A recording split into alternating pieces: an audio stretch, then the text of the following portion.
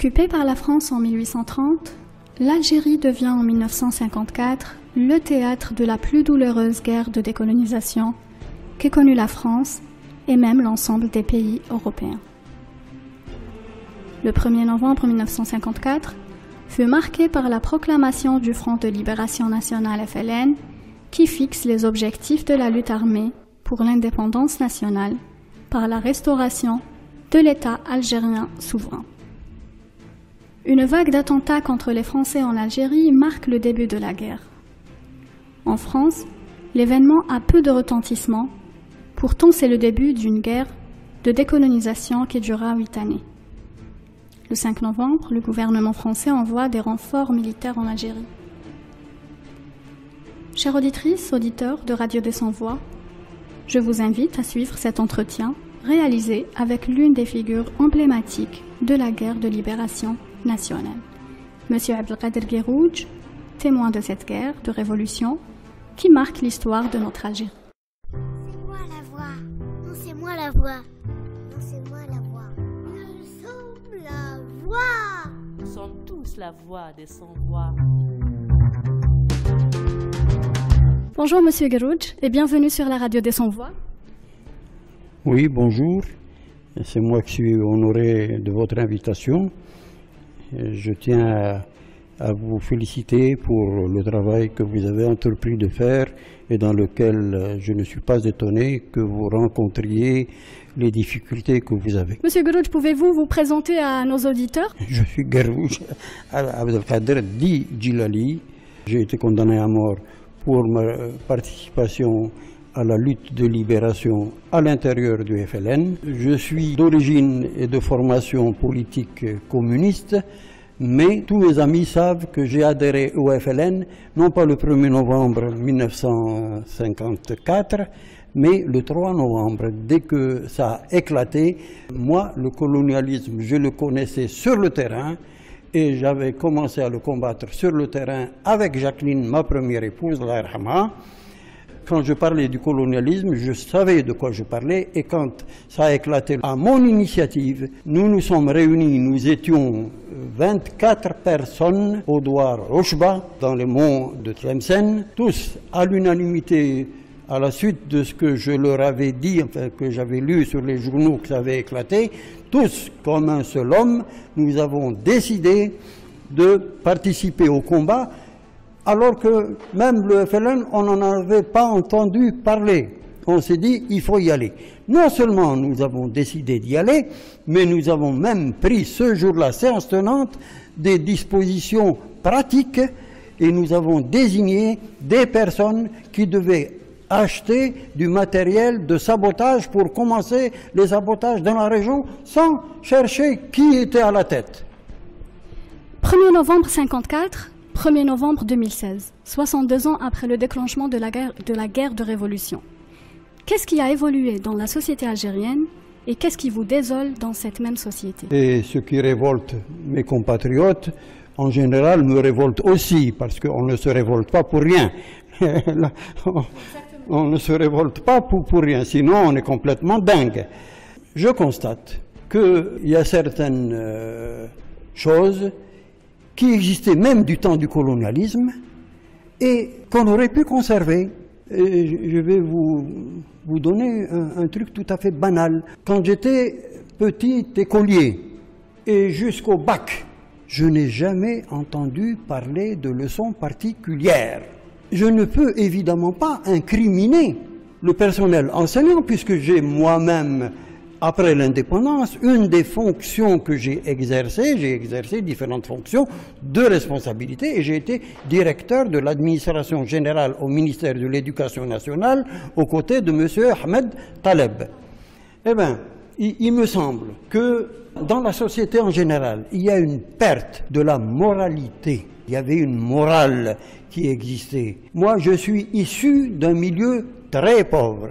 Je n'ai jamais donné un centime pour une leçon particulière, ne serait-ce que parce que mon père était souvent chômeur et il ne pouvait pas me venir à l'idée de lui demander de l'argent pour payer des leçons particulières. Et je me souviens même d'un professeur fasciste d'allemand. Il donnait des leçons particulières pour les élèves qui avaient le moyen de payer. Nous étions 2 Arabes en classe d'allemand. Monsieur Djelloul Barli, qui est encore vivant, qui a été ministre à un moment donné dans l'Algérie indépendante, il était d'un milieu un peu plus aisé que le mien, donc il prenait les leçons particulières chez monsieur Schaeffer, notre professeur d'allemand, ayant constaté que je ne venais pas à l'école, il demande à Barli, il lui dit mais de lui de venir, dis-lui de ne pas dire qu'il ne paye pas.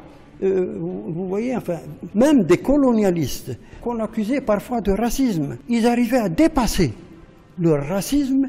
Il n'est pas question que j'incrimine, moi, le personnel enseignant, mais c'est le système qui ne prend pas les mesures nécessaires pour que l'enseignant soit à l'abri du besoin. Le logement étant difficile, enfin tout est difficile. Avant, quelqu'un qui était enseignant, il était considéré comme riche. Sur ce plan d'ailleurs, je me rappelle que j'étais intervenu en tant que député à la première Assemblée nationale constituante. Un jour, on a discuté des traitements des policiers, des traitements des instituteurs, des traitements des professeurs. On discutait du cumul des salaires. J'avais été un des plus farouches partisans contre le cumul. Paradoxalement, à cette époque-là, c'est une des rares fois où nous étions une quarantaine de députés et nous avons battu le bureau politique de l'époque du temps de Ben Bella. Nous étions l'opposition. Vous étiez député ? Oui, j'ai été député à la première Assemblée nationale. Tous députés FLN et fiers de l'être, mais... C'était en quelle année? Vous étiez député en quelle année? 62, à l'indépendance. Et aujourd'hui, enfin, quand je vois qu'un Saïdani est secrétaire général du FLN, je suis sûr que ça ne correspond pas à l'idéologie de Bouteflika. Mais tant pis, l'histoire dira qui a raison et qui a tort. La seule chose que je puisse dire, c'est que je ne me reconnais pas, et je ne suis pas le seul, l'énorme majorité des gens du FLN ne se reconnaissent absolument pas dans ce monsieur Saïdani.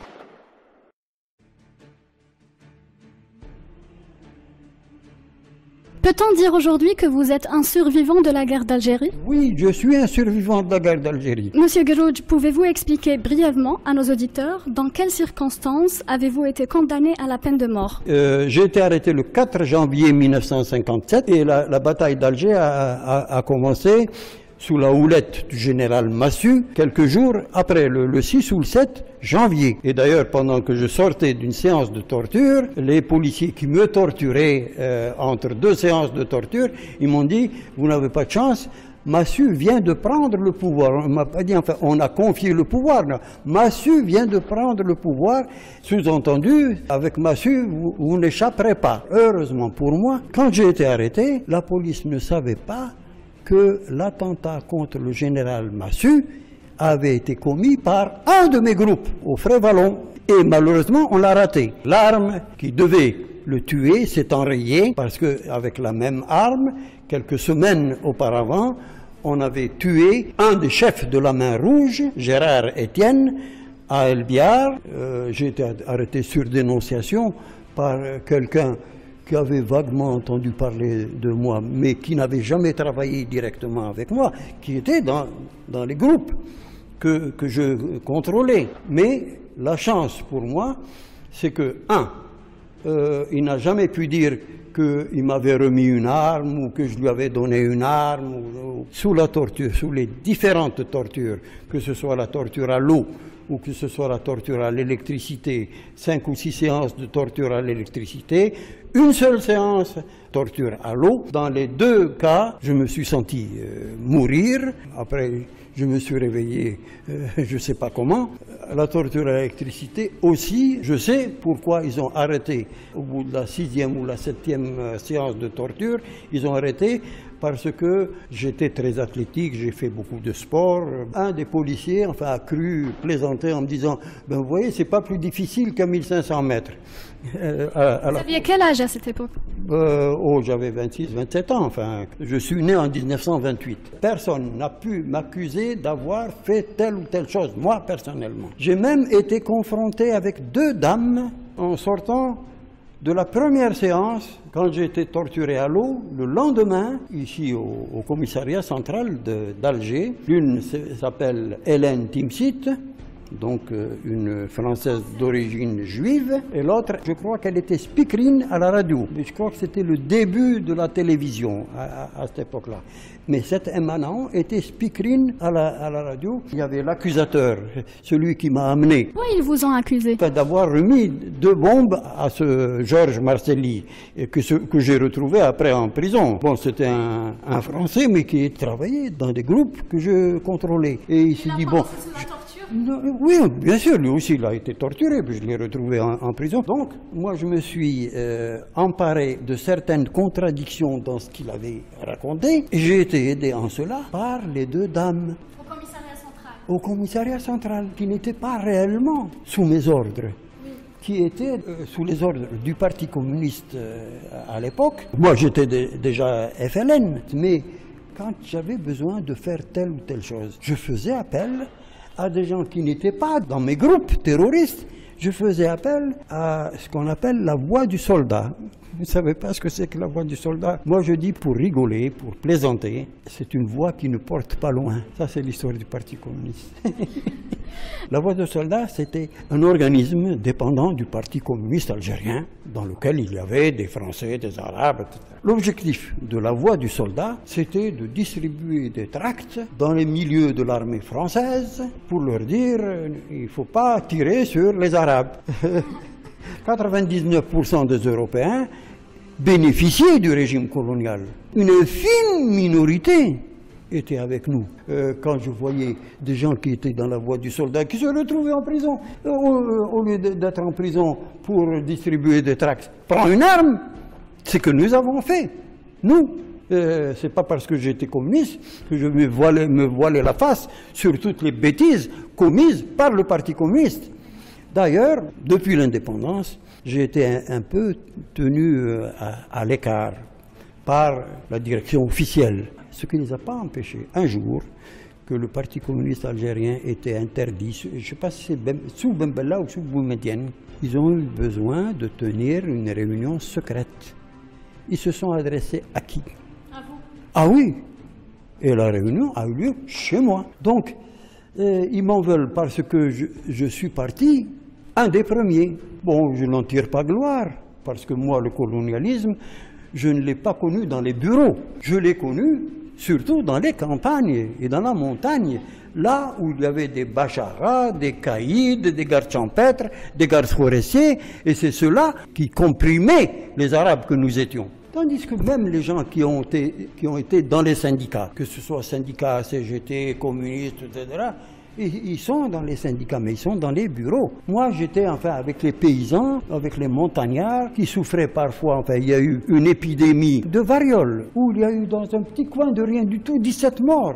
Jacqueline et moi, nous avons amené au sommet de la montagne. Jacqueline, c'est votre épouse, elle est française. Elle est d'origine française, Jacqueline. Elle a participé à la guerre de libération d'Algérie. Elle a entièrement participé, parce qu'elle aussi, le colonialisme, elle le vivait avec moi. Et elle a été une des plus farouches adversaires du colonialisme. Et à l'indépendance, avec Jacqueline et les enfants, tous les dimanches, nous allons tourner autour d'Alger. Je leur ai dit, si vous voyez un endroit avec barre de 4 coins, c'était où? À Khressia. C'était l'endroit où j'avais été torturé. Donc je suis descendu de voiture et j'ai reconnu l'endroit où j'avais été torturé et l'endroit où, après la torture à l'eau, j'avais été jeté. Et c'était une annexe de la gendarmerie de Khressia. Je reviens aux 2 dames. D'accord, au commissariat central. Au commissariat central. Les dames ont eu la présence d'esprit de dire qu'elles ne me connaissaient pas. Et c'est vrai qu'elles ne me connaissaient pas. Mais c'est vrai aussi que j'avais fait appel à elles. Elles avaient participé à des transports d'armes ou à des trucs comme ça. D'autres, par exemple, Raymond Péchard, oui. Ma belle-fille, la fille de Jacqueline, Danielle Mine, oui. Mais ces deux dames n'ont pas participé à des attentats. À d'autres actions, et elles ont nié, elles ont dit nous ne connaissons pas ce monsieur, et moi, devant celui qui m'accusait, je dis moi je ne connais pas cette dame-là. Qu'est-ce qui s'est passé après? Est-ce que vous avez été présenté devant le tribunal ou vous avez été jugé et condamné à mort? Après, on a continué à me torturer. Le 6e jour, on me présente au juge d'instruction. Ah oui, l'annonce, il m'a dit vous allez être condamné à mort, très vite vous allez être exécuté. Les deux dames, elles n'ont pas été torturées, elles ont été expulsées simplement en France. Nous étions une dizaine au tribunal en tant que FLN. Deux de mes adjoints qui avaient été déjà condamnés à mort avant même mon arrestation. Il s'agit de Georges Akampora, qui a été condamné à mort et qui est enterré au cimetière de Saint-Eugène, et Yahya Briki, qui a été mon adjoint après l'arrestation de Akampora. Et j'ai eu d'autres gars qui avaient travaillé sous mes ordres, qui ont été condamnés à mort. Il s'agit de Mourad Akash, Benani Redouane, Taïbou Niche, plus alors d'autres condamnés à perpète. Mourad Castel aussi d'origine européenne, mais breton, qui se retrouve instituteur dans les Aurès. Et dans les Aurès, il a connu Ben Boulaïd. Et après, il s'est retrouvé un de mes adjoints au moment du déclenchement de la Révolution. Il est mort en Algérie. Quand il est mort, il était secrétaire général du ministère de l'Industrie avec Boulaïd Abdeslam. Il s'appelle André Castel. J'ai été condamné à mort en même temps que... ah oui, enfin, il y avait Taleb Abderrahmane avec nous. Et nous étions 3 condamnés à mort dans mon procès. Jacqueline, moi et Taleb Abderrahmane.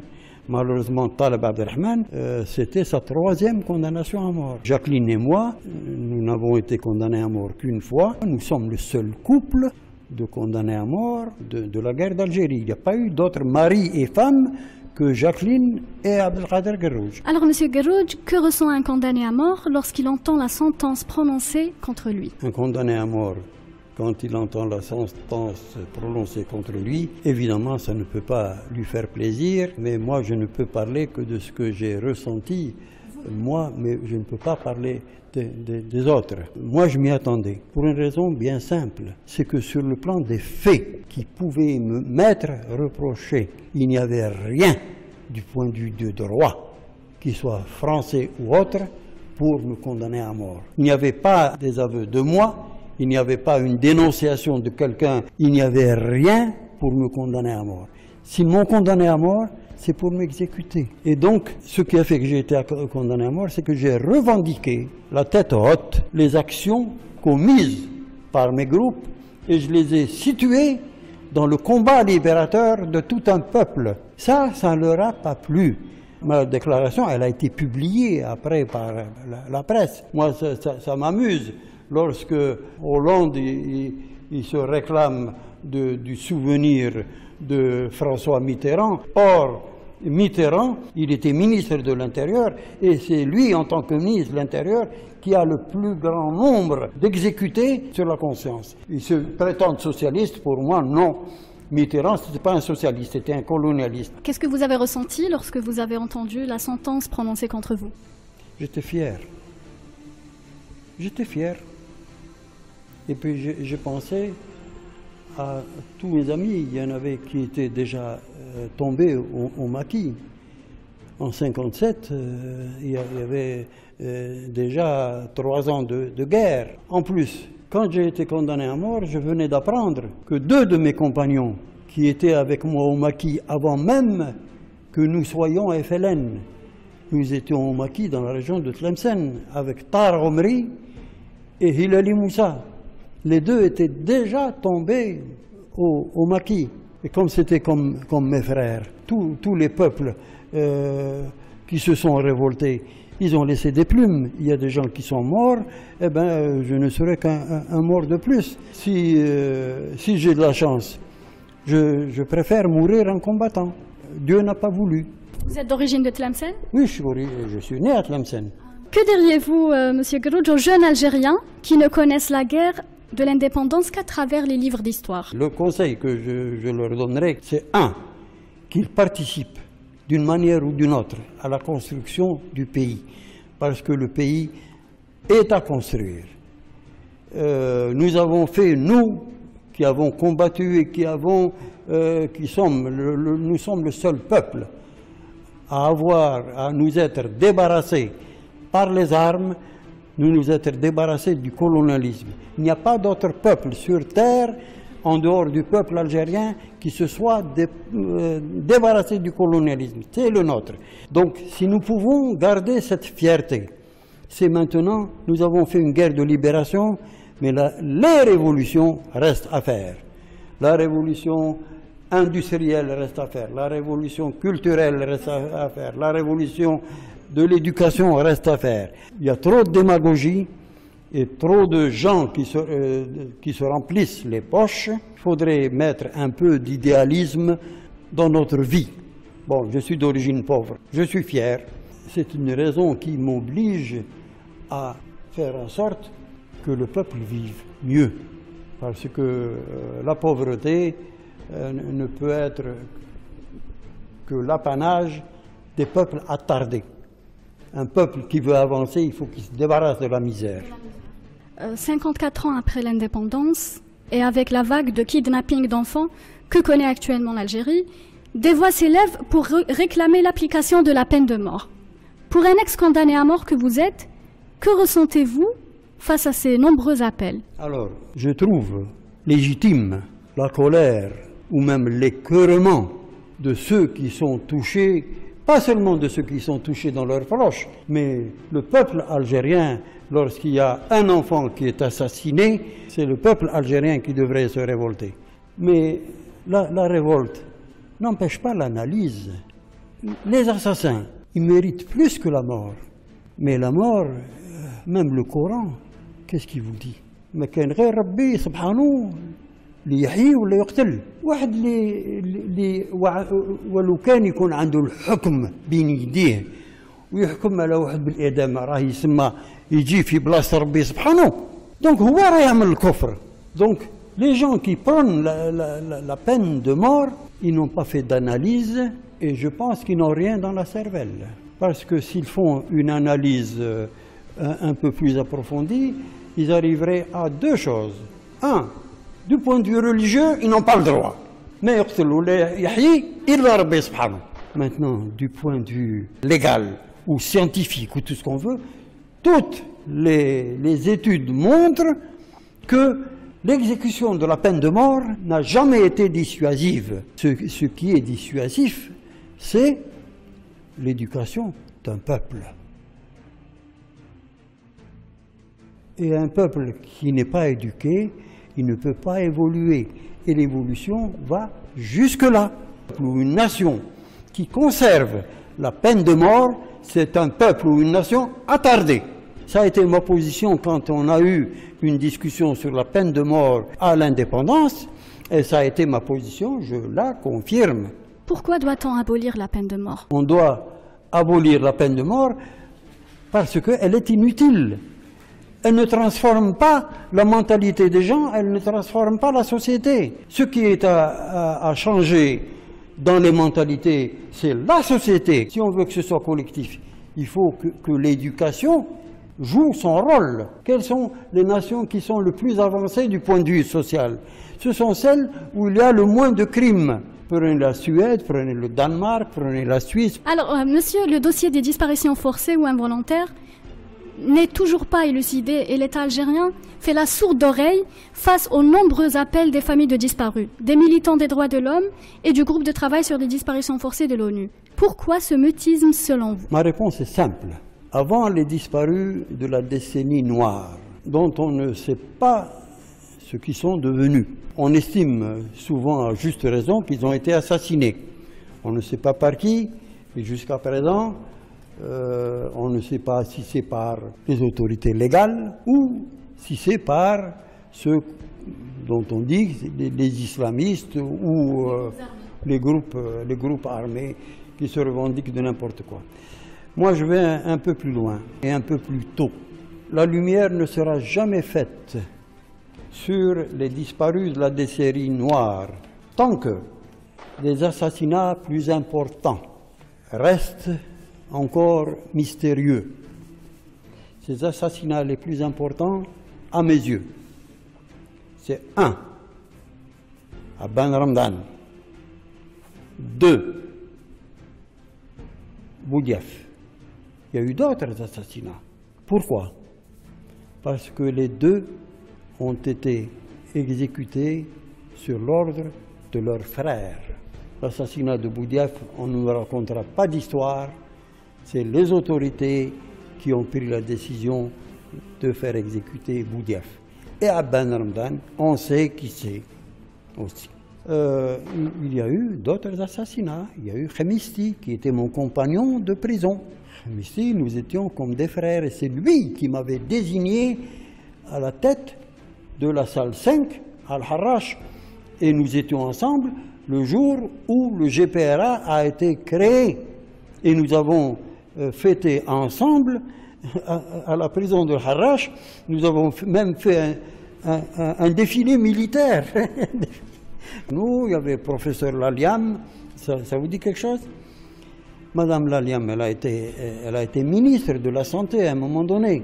Khemisti a été assassiné. On a dit enfin, qu'il a été assassiné par un individu. Bon, pas vrai. Ils ont retrouvé le corps. Khemisti, enfin, il a été assassiné devant l'Assemblée, ici. Quand on parle de disparition forcée, on parle de plus de 8000 personnes qui ont été arrêtées par les forces de l'ordre et qui n'ont plus réapparu à ce jour. Oui, mais les choses ne changeront pas tant que le système ne changera pas. Ne vous faites pas d'illusions, vous n'avancerez pas. Parce que ne peuvent chercher à savoir ce que sont devenus les 8000 ou plus disparus dont vous avez les dossiers, peut le faire qu'un système qui aura le courage de faire la lumière sur les assassinats beaucoup plus importants, Mato Blounès ou d'autres. La mort d'un homme, c'est quelque chose d'affreux. Ben Boulaïd, on sait comment il a été tué, la bombe qui a éclaté, envoyée par la France, etc. Mais tant que la vérité n'aura pas été dite sur l'assassinat de certains de nos leaders, assassinés par leurs frères, les choses ne seront jamais dévoilées. Ne vous faites pas d'illusions, continuez votre combat, mais ce combat doit se faire pour le changement de responsable à la tête de l'État et d'un responsable qui n'a peur de rien et qui n'a pas un fil à la patte. Et d'ailleurs, on me reproche de ne pas écrire, parce que je suis capable d'écrire, mais si je me mets à écrire, même sans le vouloir, je risque d'égratigner certaines personnes qui ont des mauvais côtés, mais qui ont pu jouer un rôle éminent dans notre révolution. Comment faire la part des choses? D'autres ont réussi à le faire, moi je ne peux pas le faire. Et ça ne veut pas dire que je ne le ferai pas un jour, si je suis encore vivant, parce que j'arrive à un âge où je sais qu'il ne me reste pas longtemps à vivre, mais je sais ce dont je suis capable et je sais ce que je ne peux pas faire. Je ne peux pas dire du mal à quelqu'un qui a combattu avec moi. Je vous remercie d'avoir répondu à nos questions. C'est moi qui vous remercie de votre accueil, qui vous félicite de toutes les actions que vous entreprenez malgré toutes les difficultés que vous rencontrez et que vous rencontrerez.